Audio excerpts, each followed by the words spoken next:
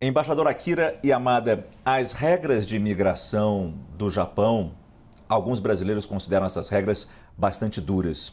Por exemplo, para a quarta geração de brasileiros, os chamados Yonsei, eles até podem imigrar para o Japão, mas não podem, por exemplo, levar a família. Não podem levar os filhos, a mulher, ou o marido, o companheiro, companheira. É claro que com a pandemia tudo ficou mais difícil, imagino que tudo tenha zerado. Mas a partir de agora, que a gente está vendo o fim da pandemia, pode haver alguma mudança e pode o governo japonês receber de uma forma, digamos, mais amigável esses brasileiros que vão para lá ajudar tanto o Japão como os brasileiros tradicionalmente e historicamente sempre fizeram? Ainda que pareça um pouco duro, mas já no Japão moram 210.000 brasileiros. Esta é brasileiros da comunidade brasileira terceira mais grande fora do Brasil, depois de Estados Unidos e Paraguai e Japão. Então, já o Japão aceitou bastantes brasileiros. Enquanto de vistos de Yonsei, já o governo japonês um pouco relaxou a condição, mas entende que tem mais solicitações para aliviar ainda mais as condições de vistos, não somente para Yonseis, também para os brasileiros em geral. E como disse o senhor, agora, pela pandemia, é um pouco difícil mudar as regras. Mas eu creio que é muito importante aumentar o intercâmbio pessoal entre o Japão e o Brasil. Então, o governo japonês pode considerar, de alguma maneira, para promocionar o intercâmbio pessoal, incluindo o turismo, ou a bolsas, etc., no futuro. Mas agora, francamente, o governo japonês está tomando uma medida bastante severa por a pandemia. Apesar de todas as diferenças que existem entre Brasil e Japão, distância, geografia, cultura, comportamento, é incrível a ligação histórica que existe entre os dois países. Sim. Eu pergunto para o senhor, onde é que há espaço para crescimento nessa relação ainda? Eu sempre digo que o Japão e o Brasil temos uma relação excelente, mas também eu digo que tem muitos espaços onde podemos aumentar, fortalecer nossa relação, cooperação, amizade. Muitos campos político, econômico, cultural, acadêmico, ciência e tecnologia. Ambos países têm muita potencialidade para aumentar essas relações. Por exemplo, eu queria destacar ciência e tecnologia. O Japão pode oferecer ou pode cooperar muito mais no campo de ciência e tecnologia. Mas estes dias, pela pandemia, não podíamos promover muitos eventos ou intercâmbio de acadêmicos. Mas no futuro próximo, vamos organizar eventos ou pesquisa conjunta no campo de ciência e tecnologia. E ainda que estejamos na pandemia, várias cooperações, projetos de cooperações estão em andamento. Da agricultura, preservação de meio ambiente, de floresta amazônica, e para reduzir o risco de desastres naturais, etc. Então, nossa cooperação está em andamento e eu creio que depois da fim desta pandemia, vamos a aumentar ainda mais nossa cooperação. Interessante o senhor falar de meio ambiente, porque nós estamos no momento de enfrentar o grande desafio da pandemia, mas ao mesmo tempo, e quando eu falo nós, eu falo o mundo inteiro, enfrenta o problema da crise climática. O senhor falou dessa possibilidade de cooperação entre Brasil e Japão. A gente sabe que os produtos brasileiros já começam a sofrer represálias em outros países, exatamente com a forma que nós ainda lidamos com a Amazônia, uma dificuldade de preservar nossa floresta de pé, verde, viva.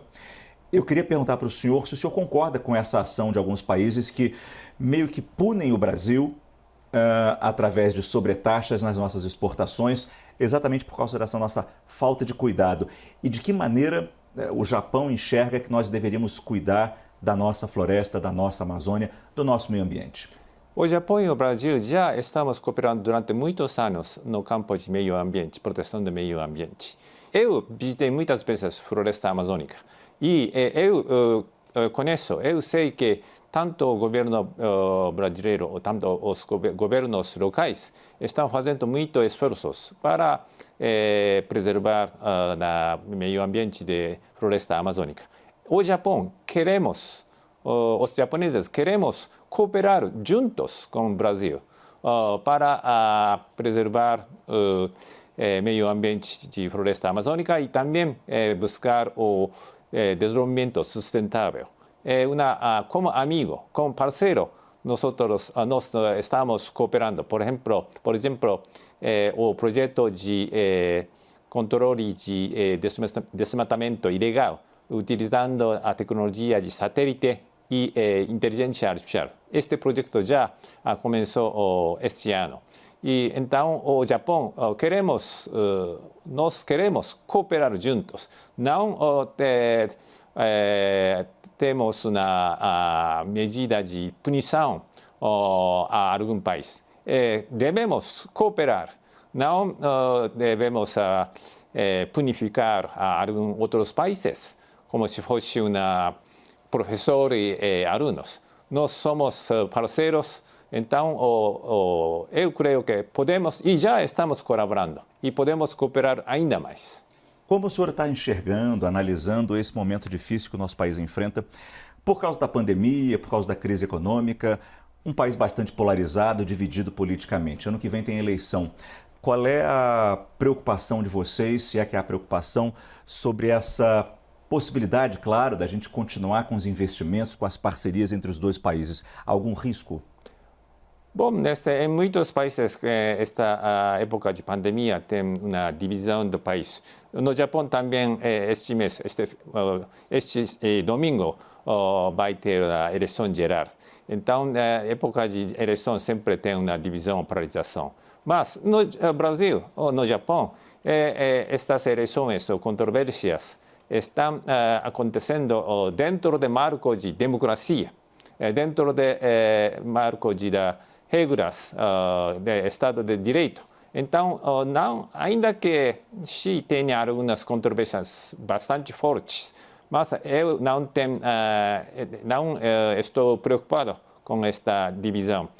Eu creio a democracia brasileira pode resolver estes problemas e então eu pessoalmente não tenho preocupação. Naturalmente, para crescer ainda mais, para desenvolver o Brasil, é importante e, por exemplo, o Brasil continue a exercer reformas estruturais para atrair ainda mais o investimento, não somente japonês, investimento estrangeiro, e também o investimento domésticos.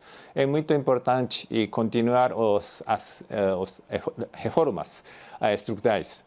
Por exemplo, agora a reforma tributária está em discussão em Congresso e esperamos muito que essas reformas tenham resultados positivos. E também, por exemplo, o Brasil está buscando a accessão de OCDE. O Japão apoia fortemente a accessão de Brasil à OCDE. Para acessar, participar na OCDE, também é muito importante da reforma estrutural do Brasil. Reforma estrutural do Brasil é importante para as relações nipo-brasileiras e também para o Brasil mesmo. Falamos muito da relação Brasil-Japão. Eu queria perguntar um pouco para o senhor da relação do Japão com os seus vizinhos ali na Ásia, ao mesmo tempo que assistimos há anos um crescimento militar muito forte da China, a Coreia do Norte voltando a fazer seus testes com mísseis balísticos, e agora tem um novo ingrediente. Há coisa de um mês, os americanos assinaram um acordo, um tratado militar com o Reino Unido e também com a Austrália para fornecer submarinos atômicos exatamente para servir de patrulha nas águas do Pacífico, exatamente na região onde está o Japão. Como o Japão assiste a esse recrudescimento, a esse crescimento das tensões naquela região? O Japão agora insiste na ideia de Índia-Pacífico livre e aberto. E é um conceito em que destacamos a importância de Estado de Direito e livre comércio e também da prosperidade e paz. E a palavra importante é Estado de Direito e respeito a direitos internacionais. E o Japão mantemos nossa segurança baseado com a aliança com os Estados Unidos. Mas o Japão queremos cooperar ainda mais com os países que compartilham os valores básicos, valores fundamentais, tais como liberdade, democracia, respeito de direitos humanos e Estado de Direito. Então, se os países da comunidade internacional observar os direitos internacionais e Estado de Direito, podemos construir uma comunidade internacional mais segura, mais pacífica. Então, queremos cooperar ainda mais, não somente no campo de segurança e defesa, também no campo político, com países de amigos, incluindo o Brasil, porque Japão e Brasil, ambos países compartilhamos estes valores básicos, estes valores fundamentais. Isto é muito importante para nossa relação. Compartilhamos valores básicos. Embaixador Akira Yamada está aqui no Brasil, me corrija se estiver errado, há 4 anos e 2 meses, quase 4 anos e 3 meses, e está para deixar o nosso país voltar para Tóquio. Eu queria saber que lembranças o senhor vai levar com mais força do nosso país, depois de tanto tempo morando aqui, mas principalmente no que cresceu a nossa relação Brasil-Japão com o senhor aqui. Sim, por exemplo, no 2018 foi de 110 anos da imigração japonesa no Brasil. Recebemos a Sua Alteza Princesa Mako e tivemos eventos muito importante e também em 2019 o primeiro-ministro de aquele então Abe e o presidente Bolsonaro reuniram 3 vezes. É acontecimento inédito na história de Japão e Brasil. E depois chegou a pandemia. Mas apesar da pandemia de Covid-19, nossa relação, nossa cooperação está em andamento. E agora a economia brasileira está um pouco difícil, mas creio na potencialidade do Brasil, potencialidade da relação entre Japão e Brasil. Como disse, ainda temos muitos espaços onde podemos aumentar e fortalecer nossa relação e cooperação. Então, minha mensagem é: nossa relação é excelente, mas o melhor dia vai vir no futuro. E o que o senhor leva de saudade no Brasil? Sim, muitos.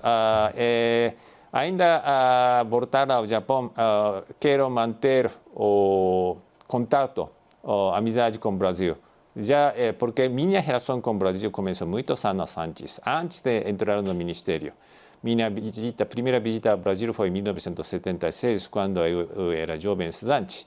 Então, depois de sair do Brasil ou sair do ministério, quero manter o contato, a amizade com o Brasil. Akira Yamada, embaixador do Japão no Brasil. Muito obrigado pela entrevista. Muito obrigado, Maurício.